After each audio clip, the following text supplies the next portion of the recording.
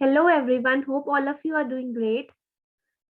So students, today we will study the rat trap. Okay, it's from Flamingo book, chapter number 4, the rat trap.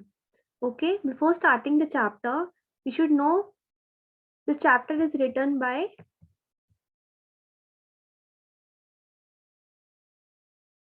Selma Lagerlof. Okay, so first we discuss about the author. Okay, so Selma Lagerlof is a Swedish writer, was the first female to win a Nobel Prize in Literature in 1909.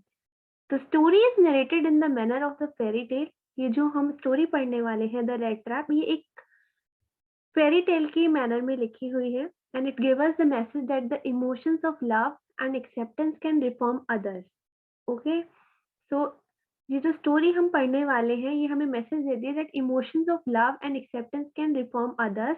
Like हम through love and acceptance किसी को भी change कर सकते हैं, किसी भी person को चेंज कर सकते हैं. Okay, and her most remember book is the wonderful adventurous of Niels. Initially a teacher in 1895, she devoted herself completely to writing. Okay, so इन्होंने अपना पूरा करियर राइटिंग में डिवोट कर दिया, समर्पण कर दिया. Okay, so Selma Lagerlof is a female writer and याद रखना कि ये जो स्टोरी है वो किस मैनर में लिखी हुई है, फेरी टेल की मैनर में लिखी है. Okay, so the story is narrated in the manner of a fairy tale. Okay, so through this story author tried to convey two things, and that is the theme of the story. Three things. Okay, that is the theme of the story. So themes is essential goodness present in everyone. Means कि सबके अंदर कुछ ना कुछ goodness होती है, right? Essential goodness present in everyone, each. Okay, and kindness and compassion can change anyone. यानी कि किसी भी के प्रति अगर हम अच्छा बिहेवियर करके हम उस इंसान को बदल सकते हैं. सो kindness and compassion can change anyone. Okay, and it bring into focus that idea that the world is a rat trap. Also, the story is trying to convey the message that whole world is a rat trap. Now what is the meaning of rat trap? It is the chapter name itself.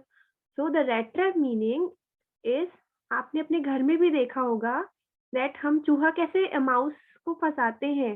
एक चूहेदानी होती है हमारे घर में, right? सबके पास होती है, आपने देखा भी होगा. ओके, सो उसी को रैट ट्रैप कहते हैं और उसी को वर्ल्ड को कंपेयर किया है रैट ट्रैप से. Okay, like riches, joys and shelter and food are all baits to trap mankind. Okay, so what is the meaning of rat trap? Rat trap means चूहेदानी. एंड जो story है वो इसी के revolve around करती है. और दैट रैट ट्रैप सेलर जो होता है पैसे कमाता है बैगिंग करके और उस पैसों से वह रैट ट्रैप बनना के बेचता है. ओके, लेकिन इस सबसे उसका गुजारा नहीं हो पाता है तो वह छोटी मोटी चोरियां भी करता है. तो उसे एक बार अपने बनाए हुए रैट ट्रैप के बारे में सोच रहा था तो उसको एक आइडिया आया और उसको ये रियलाइजेशन हुआ कि ये तो पूरी दुनिया ही रैट ट्रैप है. That it bring into the focus the idea that the world is a rat trap. Okay, in the form of riches, food, shelter, clothing. ये सब हमें क्या करती है? मटेरियलिस्टिक थिंग्स है, ये लोगों को क्या करती है? इन्फ्लुएंस करती है, लोग उसकी तरफ अट्रैक्ट होते हैं. उसी तरीके से जैसे जो रैट ट्रैप में हम फूड फंसाते हैं, उस रैट क्या करता है? इन्फ्लुएंस होता है, अट्रैक्ट होता है. उसी तरीके से जो लोग हैं वो क्या हो रहे हैं? मटेरियलिस्टिक थिंग्स की तरफ अट्रैक्ट हो रहे हैं. तो इसलिए ऑथर ने वर्ल्ड को रैट ट्रैप से कंपेयर किया है. So this is the main theme of the story. Okay, these are the three main themes of the story. Please remember it. Okay, we will discuss this in chapter as well. Okay, now I will explain chapter line by line. Okay, this is the NCERT chapter. I am taking this from NCERT. Okay, so yes. So once upon a time, there was a man who went around selling small rat traps of wire. He made them himself odd movements. Odd movements means a short period of free time from the material he got by begging in the stores or the big farms. But even so, the business was not especially profitable, so that he had to resort to both begging and petty thievery to keep body and soul together. Even so, his clothes were in rags, his cheeks were shrunken. Shrunken means lowered, like malnutrition, and hunger gleamed in his eyes. Gleam means shone, like bright light in his eyes. No one can imagine how sad and monotonous life can appear to such vagabond. Vagabond means आवारा, जो इधर उधर घूमते रहते हैं, जिनका कोई purpose नहीं होता, लाइक सो उनको हम वेगाबॉन्ड बोलते हैं. Who plots along the road left to his own meditation, but one day this man had fallen into a line of thought which really seemed to him entertaining. Plots means walk heavily. So एक बार जो एक आदमी था जो तार से बनी छोटी चूहेदानी बेचता था.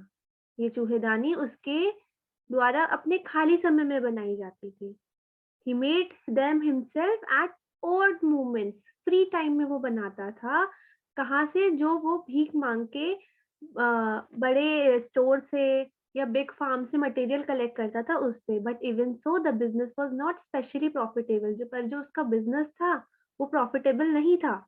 उससे उसका खर्चा नहीं चल पा रहा था. So he had to resort to both begging and petty thievery to keep body and soul together. तो उसने क्या किया? छोटी मोटी चोरियां करना स्टार्ट किया, भीख मांगना शुरू किया. ओके. उसके कपड़े पुराने और फटे हुए थे और जो उसके गाल थे वो भी अंदर को चले गए थे, लाइक मेल न्यूट्रिशन, कुपोषण के कारण. ओके.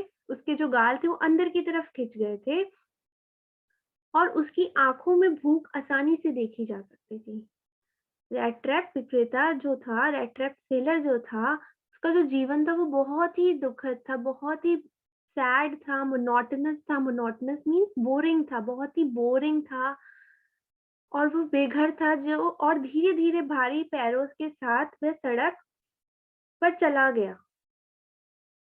थॉट प्रोसेस करते हुए वो सड़क पे वॉक करने चला गया और अपने ही विचारों में खो गया वो. ओके.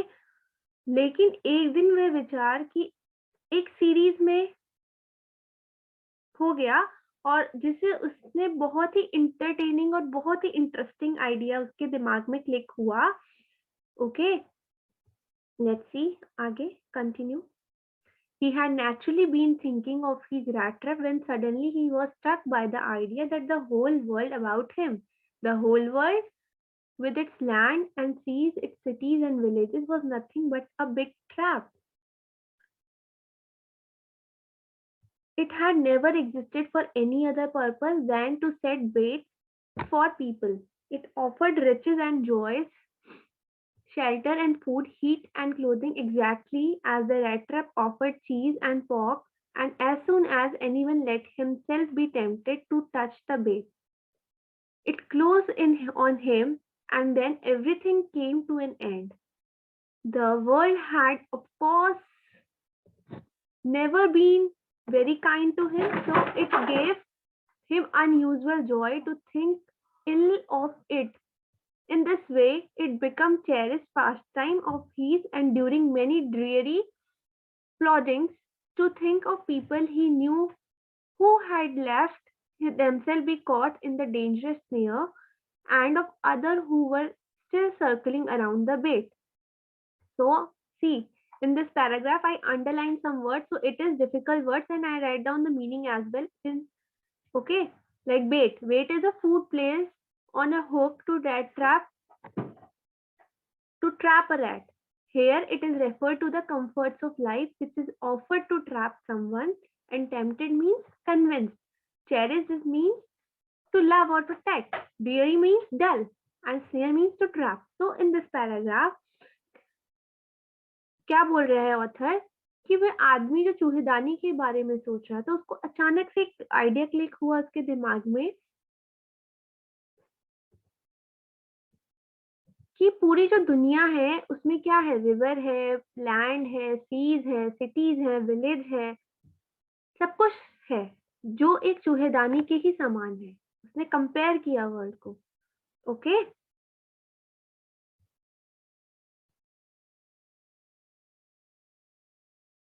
तो रैट ट्रैप ने क्या सोचा कि ये जो दुनिया है इसका कोई एग्जिस्टेंस नहीं है, कोई पर्पस नहीं है, ये सब एक बैट की तरह है। बैट मीन्स जो हम ट्रैप करने के लिए खाना चूहे को फूड लगाते हैं, food place on a hook to rat trap a rat. उसी तरीके से ये जो सारी चीजें हैं वो भी ह्यूमन को क्या कर रही है, ट्रैप कर रही है थ्रू बेट ऑफर करके, राइट। तो उसने ये सोचा कि ये जो चीज है, ये जो पॉक है, ये सब एक तरह का क्या है, ये तरह से बेट है। उसने बेट से कंपेयर किया, चूहे दानी के जो फूड हम ट्रैप करने के लिए लगाते हैं उससे कंपेयर किया। तो जिसे हम तो उसके जो अनुसार जैसे कि कोई भी व्यक्ति खुशी, भोजन और जो आश्रय, शेल्टर के साथ खुद को आराम देने की कोशिश करता है, वो एक बार इस झंझट में फँस जाता है और जिसे दुनिया के रूप में जाना जाता है। ठीक है? तो दुनिया में कोई भी कभी भी रैट ट्रैप विक्रेता के लिए दयालु नहीं था। कभी भी उसके लिए किसी ने काइंड बिहेवियर शो नहीं किया, उसको हमेशा रिजेक्शन फेस करना पड़ा। इसलिए वह दूसरों के बारे में भी बुरा सोचने लगा। ही थिंक बैड अबाउट एवरीवन। ये उसके लिए पसंदीदा एक वो बन गया, उसके लिए एक गेम बन गया, उसको बहुत मज़ा आने लगा, पास टाइम बन गया उसके लिए। During many dreary ploddings to think of people he knew who had let themselves be caught in the dangerous snare. Snares means trap, and of others who were still circling around the bait. So उसको जो सिर्फ़ उसके known में भी थे, उसके लिए भी वो बुरा सोचने लगा क्योंकि उसके लिए कभी उस किसी ने काइंड बिहेवियर शो नहीं किया, उसको कभी किसी ने अच्छे से ट्रीट नहीं किया, इसलिए वो सबके लिए गलत सोचने लगा और यही इमेजिन करने लगा कि ये जो पहले से ही संसारिक जो भी चीज़ें हैं, जो मटेरियलिस्टिक थिंग्स हैं, उसके झंझट में लोग फँसे हुए हैं और जो फँसने वाले हैं, उनके लिए भी वो यही बोल रहा था कि सब कुछ जो है एक रेट ट्रैप की तरह है। Okay? Let's move forward to the next slide.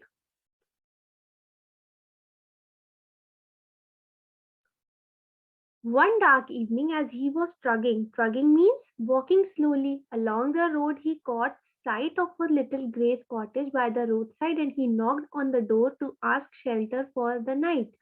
Nor was he refused. तो एक शाम क्या हुआ, रेटर बहुत धीमी गति से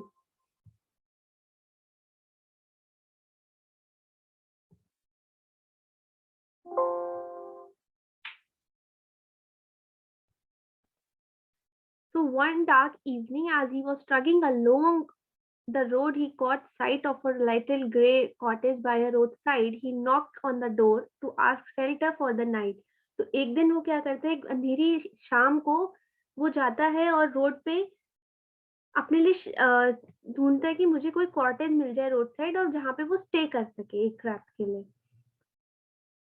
तो दुनिया में लाइक एक तो वो क्या करता है, एक ग्रे कॉटेज दिखती है उसको जो सड़क के किनारे पे थी और उसको जाके वो उसको नॉक करता है और वो जो झोपड़ी तक गया, जो कॉटेज तक गया और रात को उसको रात के लिए स्टे करने के लिए उसने गेट को खटखटाया। पर आम तौर पे क्या होता था, उसको कभी मदद नहीं मिलती थी, कोई उसको ट्रीट नहीं करता था, कोई उसको एक्सेप्ट नहीं करता था। तो इस बार लेकिन उल्टा हुआ और उसका स्वागत एक बूढ़े ओल्ड मैन, बूढ़े व्यक्ति ने उसकी कुटिया में किया, उसके कॉटेज में किया और उसने उसको वेलकम किया और वह पत्नी और बच्चों के बिना एक अकेला बूढ़ा आदमी था। ओके, बूढ़ा उस रात उसका साथ पाकर खुश था और तो बूढ़े व्यक्ति ने उसे खाने के लिए कुछ दलिया दिया और फिर अपने टोबैको को को भी शेयर किया। ओके, टोबैको को भी शेयर किया उसने अपने ओल्ड मैन रेड सेलर के साथ, रेड ट्रैप सेलर के साथ और उसको खाने के लिए दलिया भी दिया, पॉडेज भी दिया एंड फिर उसने क्या किया, उसके बाद रात में उन्होंने एक मजॉलिस नाम का कार्ड खेला। Okay,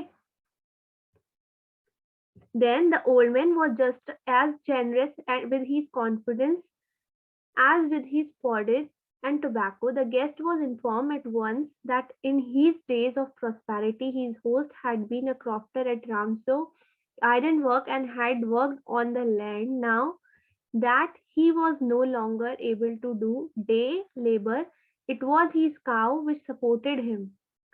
Yes, that Bossy was extraordinary and she could give milk for the creamery every day. The last month he had received all 30 kunur payment.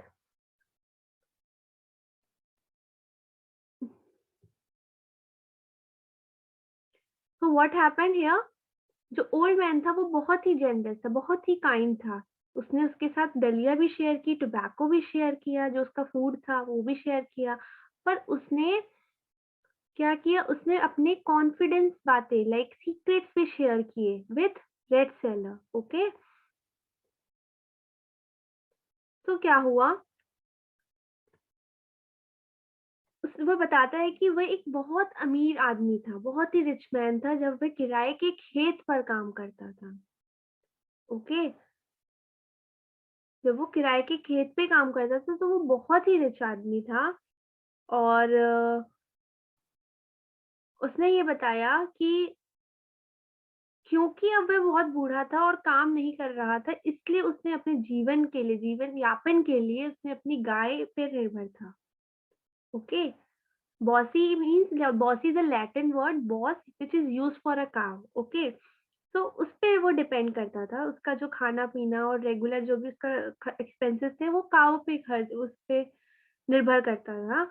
और जिस फैक्ट्री में पनीर और क्रीम का जो उत्पादन होता था, जहाँ पे क्रीम बनती थी और फैक्ट्रीज में चीज बनती थी, वहां पे उसे बेचने के लिए गाय ने हर रोज एकदम पर्याप्त दूध दिया, जिससे कि कंप्लीट जितना चाहिए होता था उतना ही उसने की गाय ने उसको दूध दिया। बूढ़े व्यक्ति ने कहा कि पिछले महीने गाय के दूध के कारण 30 क्रोनर अर्जित करने में वो सक्षम था। तो क्रोनर मीन स्विट्जरलैंड की क्या है, एक स्वीडन की करेंसी है। ठीक है, तो वो इतना 30 क्रोनर कलेक्ट करने में सक्षम हो गया। He had received all of 30 kroner in payment. Now, the stranger must have seemed incredulous. Incredulous means unbelieving. पर जो ओल्ड मैन था उसको विश्वास नहीं हुआ कि वो एक गाय से इतना कमा सकता है। For the old man got up and went to the window and took down a leather pouch which hung on a nail in the very window frame and picked out 3 wrinkled 10 kroner bills. वो क्या करता है, जो बूढ़ा आदमी होता है उसकी रेड ट्रैप को उसकी बातों पे विश्वास नहीं होता, तो बूढ़ा आदमी क्या करता है, अपना एक लेदर की जो उसकी थैली होती है वो खिड़की पर जो लटकी हुई होती है उससे लेके आता है और उसमें से प्रत्येक में से 10 क्रोनूर के 3 नोट निकाले और जो पुराने थे और रिंकल्ड हो चुके थे, मुड़ चुके थे। तो उसने अपनी जो क्रोनूर थे उस पर विश्वास करवाने के लिए कि नो मेरे पास इतने पैसे हैं, उन मुद्रा नोटों जो नोटों को दिखाया और फिर उसने थैली में वापस रख दिया। और ये सब रेड ट्रैप अपनी आंखों से देख रहा था। फिर अगली सुबह क्या हुआ, पैडलर और बूढ़ा व्यक्ति दोनों जाग गए। And the crofter was in hurry to milk his cow, and so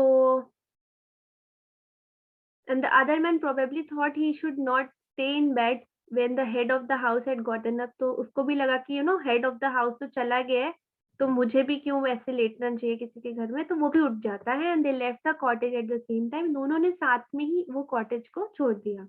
the crofter lock the door and put the keys in his pocket. Crofter ने क्या किया, जो ओल्ड मैन था उसने क्या किया, उसने जो डोर लॉक किया और अपनी जो कीज थी अपने पॉकेट में रखी। And the man with the rat trap said goodbye and thank you. जो रेड ट्रैप था उसने सेलर था, उसने बोला thank you and goodbye. And then thereupon each went his own way, और दोनों अपने अपने रास्ते चले गए। But half an hour later, but आधे घंटे बाद, the rat trap peddler means seller, okay, so the rat trap seller stood again, वापस से खड़ा हुआ एंड बिफोर द डोर, और वो वापस से डोर के सामने आके खड़ा हो जाता है। And he did not try to get in, वो अंदर जाने की आप कोशिश भी नहीं करता है। However he only went up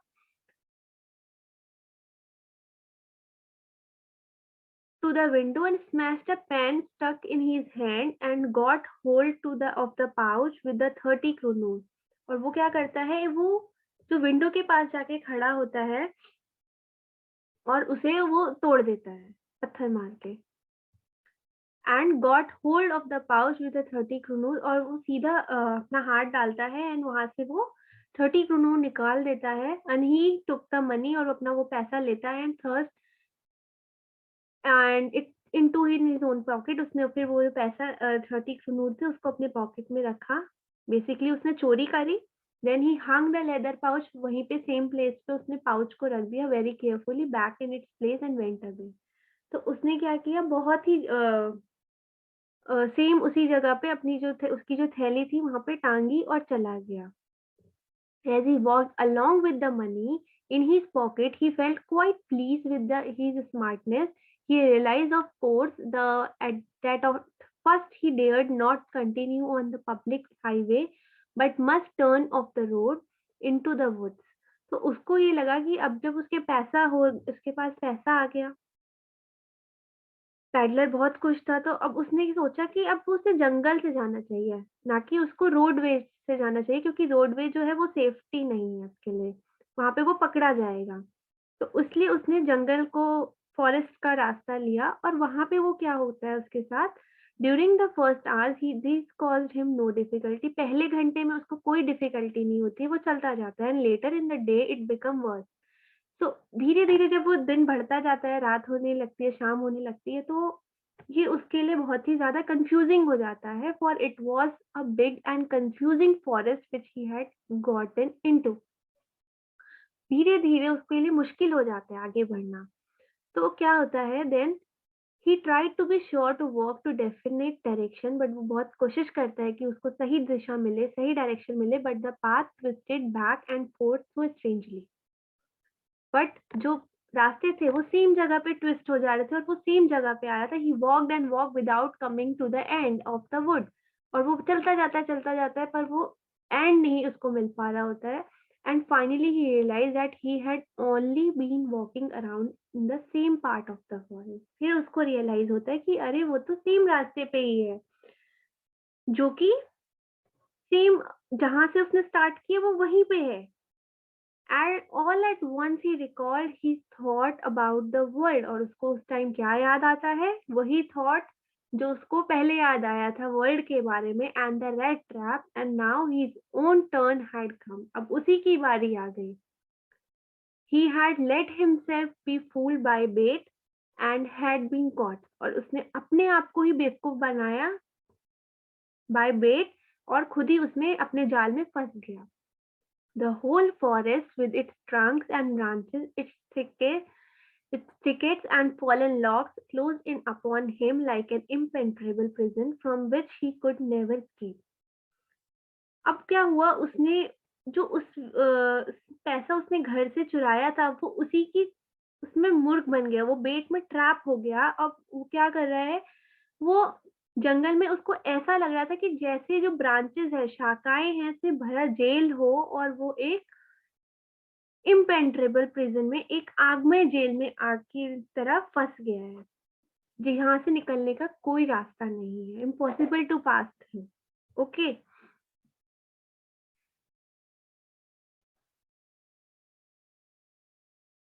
so we will continue this in the next video. That's it for the video. Thank you, students. Hope you like the story. Bye bye.